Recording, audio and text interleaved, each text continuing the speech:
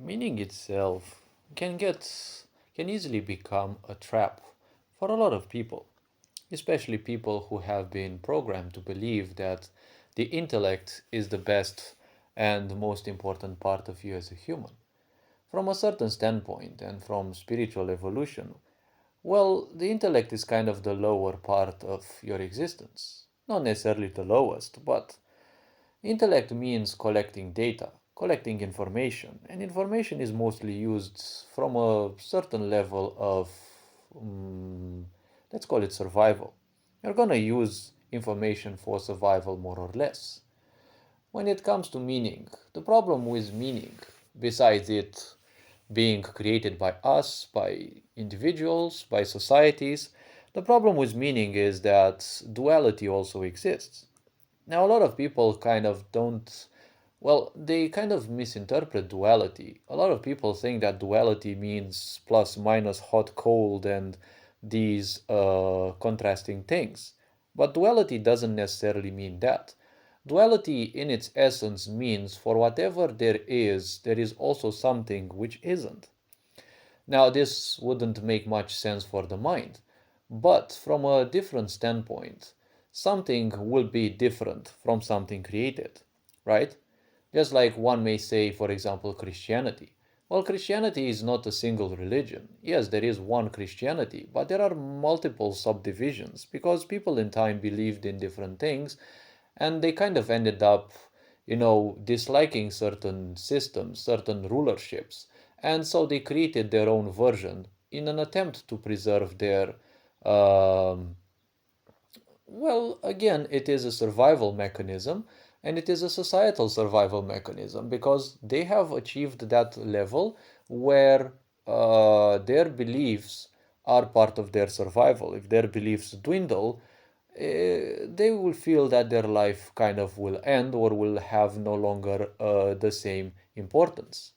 Now, when it comes to meaning, take for example the word virginity, right? It is a word often mocked at by society, but we live in a sick society, so obviously it has its own reasons.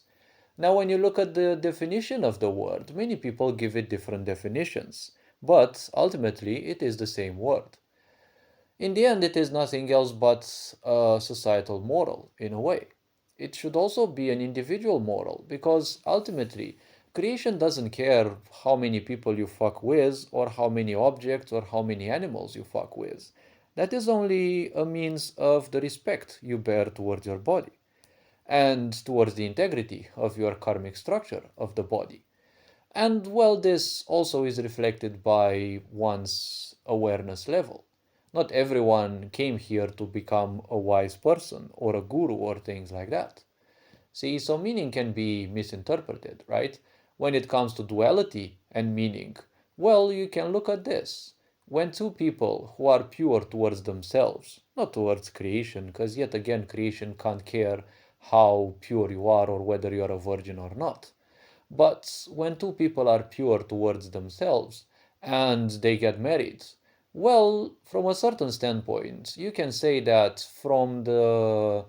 um, from the standpoint of morality, social morality, and even their religion, most likely, well, they have achieved success, right?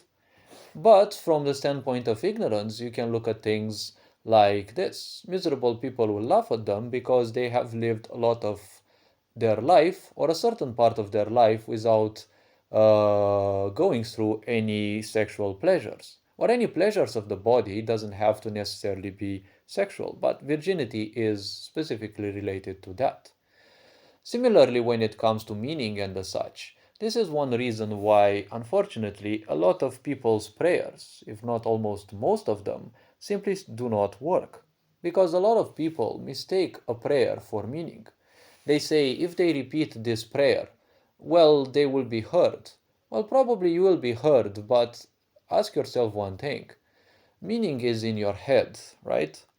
Prayer means you have an expectation. If you do a certain action, something will answer.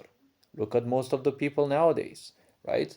A lot of people will easily change even their religious belief mainly because they are convinced that it is no longer serving them. Or the question is, are they convinced that the religion is no longer serving them or their expectations? Because when you end up thinking that someone will answer your expectations, well, things don't simply function like that.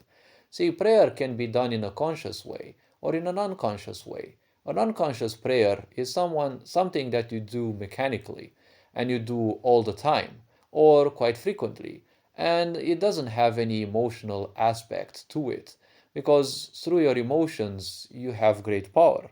But the problem is, the more you make use of your mind, the less attuned you will tend to become to your emotions. Your emotions are guidance, and they tell you what your decisions are leading you towards.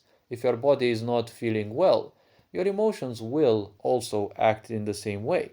So you are, in a way, forewarned that you're going on a bad path. But the more slave of a mind one becomes, the less interesting your emotions will become.